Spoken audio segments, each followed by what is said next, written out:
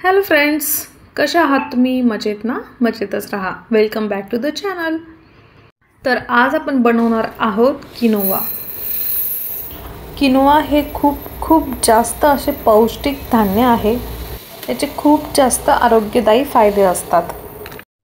Quinoa हा complete प्रोटीनचा स्रोत आहे. म्हणजे त्यात शरीरासाठी आवश्यक असलेले सर्व 9 अमिनो ॲसिड्स असतात.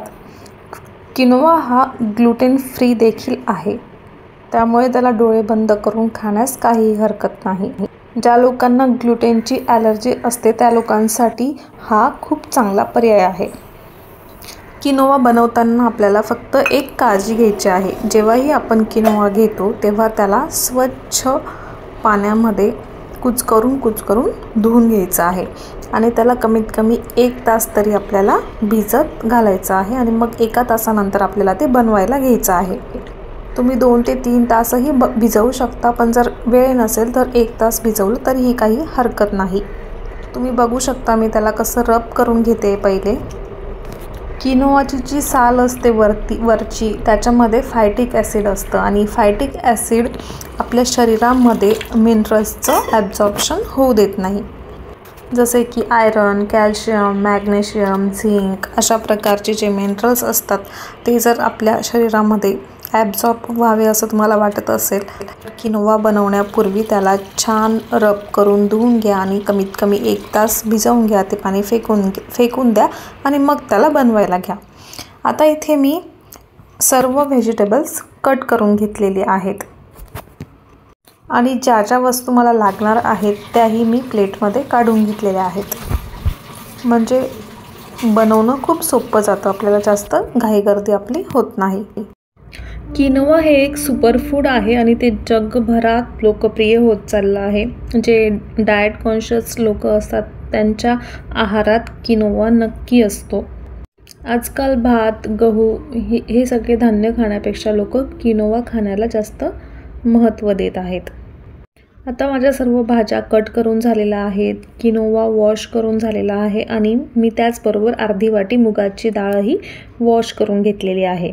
म्हणजे जवळजवळ आपला किनोवा बनवण्यासाठी जे आपण प्रिपरेशन्स आहेत त्या आपल्या झालेल्या आहेत. आता इथे आपण एक कुकर घेऊया.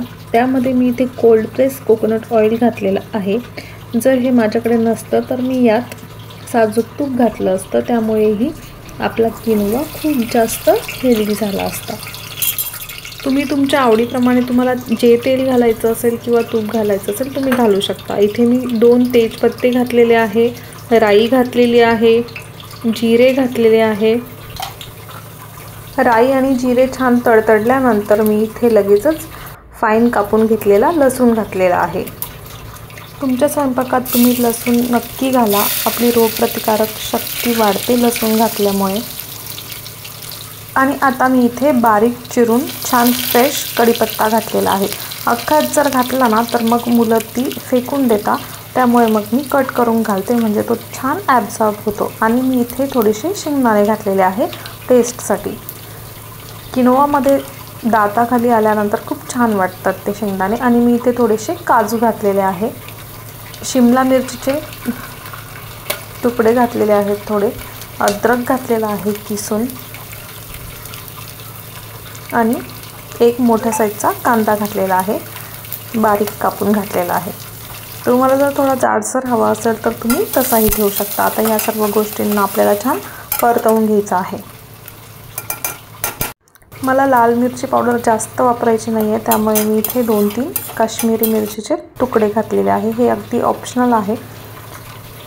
आणि इथे मी एक मोठ्या साईजचा टोमॅटो घातलेला आहे आणि बऱ्यापैकी कोथिंबीर घातलेली आहे. तिलाही छान परतवून घ्यायचं आहे. तुम्हाला कोथिंबीर शेवटी घालायची असेल तरी तुम्ही घालू शकता. आणि इथे मी 4-5 मनुके घातलेले आहे.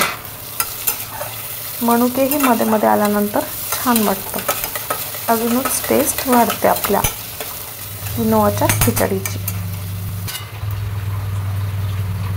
आता इथे आपण सुके मसाले घालून घेऊया. इथे मी धनिया पावडर घातलेली आहे, 2 चमचे फूल घातलेले आहे, खूप फॅन आहे मी धनिया पावडरची. हळद घातलेली आहे अर्धा चमचा, गरम मसाला घातलेला आहे अर्धा चमचा, लाल मिरची पावडर घातलेली आहे अर्धा चमचा, तुम्हाला हवं असेल तर एखादी हिरवी मिरचीही तुम्ही कापून यामध्ये घालू शकता। आणि सर्वात फेवरेट माझा कढीपत्ता पावडर घातलेली आहे मी यामध्ये।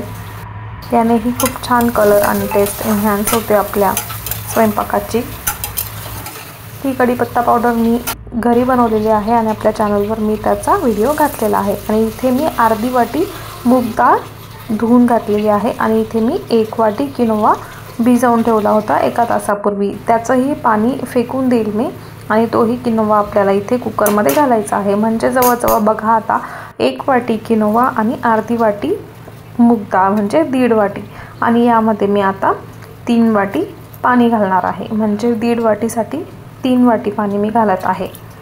तुम्हाला आता मी जसा बनवणार आहे त्याच्यापेक्षा जास्त मोकळा हवा असेल तर तुम्ही 2.5 वाटी घालू शकता, किंवा असाच हवा असेल तर 3 वाटी घाला, किंवा याच्यापेक्षा पातळ हवा असेल तर 3, 3.5, 4 वाट्या तुम्ही घालू शकता। इथे मी मीठ घातलेलं आहे आणि वरून मी इथे थोडंसं खोबरं घातलेलं आहे आणि याला छान मिक्स करून घेऊया। किनोवामध्ये असलेले विविध खनिजे आणि जीवनसत्वे आपली रोगप्रतिकारक शक्ती वाढवतात। किनोवामुळे आपली हाडे मजबूत होतात। कॅल्शियम, मॅग्नेशियम आणि फॉस्फरस भरपूर प्रमाणात असते यामध्ये। किनोवामध्ये असलेले अँटीऑक्सिडंट्स आणि फायबर आपला हृदयविकाराचा धोका कमी करतात। आता छान उकळी आलेली आहे आपल्या ह्या पाण्याला आणि वरून मग मी इथे 1 चमचा साजूक तूप घालून घेत आहे। साजूक तूप घातल्यामुळे खूप छान क्रीमी रिच टेस्ट येते आपल्या किनोवाला। आणि यालाही आता छान मिक्स करून घेऊया, म्हणजे अगदी एकसारखा कलर येतो आपल्या किनोवाला। नाहीतर मग कुठे फिका कुठे डार्क हे असं होतं। त्यामुळे झाकण लावण्याच्या पूर्वी एकदा नक्की त्याला मिक्स करून घ्यायचं आणि त्याच्या 3 ते 4 शिट्ट्या करून घ्यायच्या आहेत आणि वाफ गेल्यानंतर आपण त्याचं झाकण उघडायचं आहे। याचा ग्लायसेमिक इंडेक्स कमी असल्यामुळे रक्तातील साखरही नियंत्रित होते।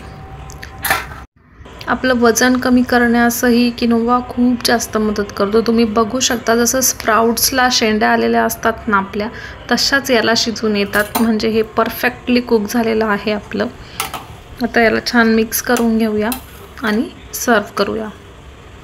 तुम्हाला जर दिवसातून कमी वेळा जेवायचं असेल तर तुम्ही तुमच्या आहारात याचा समावेश करा, कारण यामध्ये फायबर आणि प्रोटीन असल्यामुळे आपल्याला आपलं पोट भरल्यासारखं वाटतं आणि खूप जास्त लवकर हे खाल्ल्यानंतर भूक लागत नाही। याच्यामध्ये खूप फायबर असतं, त्याच्यामुळे आपली पचनक्रिया सुधारते आणि कॉन्स्टिपेशनचा वगैरे त्रास असेल तर तोही निघून जातो। तुम्हाला व्हिडिओ आवडला असेल, रेसिपी आवडली असेल तर प्लीज लाईक, शेअर आणि सबस्क्राईब करायला अजिबात विसरू नका। तुम्ही शेवटपर्यंत व्हिडिओ बघितल्याबद्दल मी तुमची आभारी आहे। Thank you so much. भेटूया पुढच्या व्हिडिओमध्ये। तोपर्यंत बाय बाय।